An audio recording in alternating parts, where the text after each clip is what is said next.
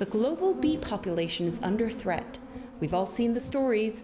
CCD, or colony collapse disorder, a mysterious mass death of honeybees, wiping out 10 million beehives worldwide in the past 6 years alone. Around 2/3 of the global food supply depends on bee-pollinated crops, so the consequences of a continued bee die-off could be devastating. But now a Lund University research team have found what they believe is the answer in the stomach of bees, a battery of healthy lactic acid bacteria that works as a natural defense for bees. The idea is to use their own bacteria, their own beneficial bacteria, to get them healthier, to boost their own defense.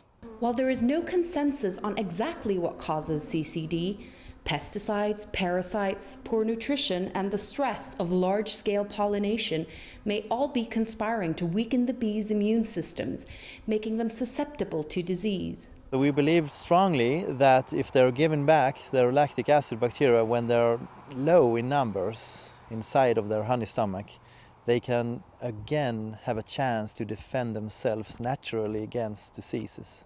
And the idea is as simple as it sounds.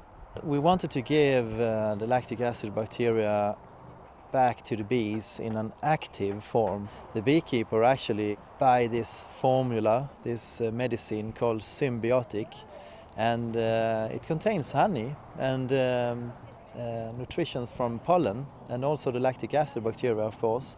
And they mix that with water, let it stand for a couple of days so that the lactic acid bacteria, they multiply. And then they give them back to the bees, and the bees they suck up this honey together with the lactic acid bacteria, and they can start in high numbers and defend the bees against diseases. Symbiotic is a product of years of research, a journey that began as a child for Tobias. His grandfather was a beekeeper for 81 years before he passed away at almost 99 years old earlier this year, actively keeping bees until he was 98.